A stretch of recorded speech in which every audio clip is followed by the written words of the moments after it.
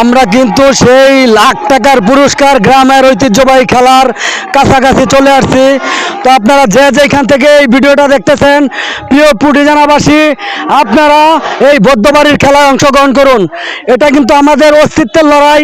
আমরা আজকের এই খেলায় যেভাবেই হোক ইনশাল্লাহ বিজয় লাভ করব। আমরা প্রচুর পরিমাণে লোক নিয়ে কিন্তু পীরগঞ্জ থেকে এই মুহূর্তে বৌদ্ধবাড়ির যে খেলা, সেই খেলার কাছাকাছি চলে আসছি। আপনারা যে যেইখান থেকে যার যার অবস্থান আছে সেইখান থেকে আপনারা লোক সংগ্রহ করে আপনারা এই খেলায় লোক পাঠাবেন। আপনাদের কাছে বিনীতভাবে অনুরোধ রইল। আজকে কিন্তু এই গরু পুরস্কার এটা কোনো বড় বিষয় না। আজকের লড়াই কিন্তু আমাদের অস্তিত্বের লড়াই। আজকে আমাদের এই লড়াই পুটিজানাবাসীর লড়াই। আমরা যে কোনোভাবেই আল্লাহর উপরে ভরসা রেখে বলি যে আমরা এই খেলায় বিজয় লাভ করব। আজকে আমরা এই পুটিজানার প্রায় 400-500 লোক একসাথে কিন্তু এখন আমরা সেই খেলার কাছাকাছি অবস্থান করছি। চলে আসবেন সবাই।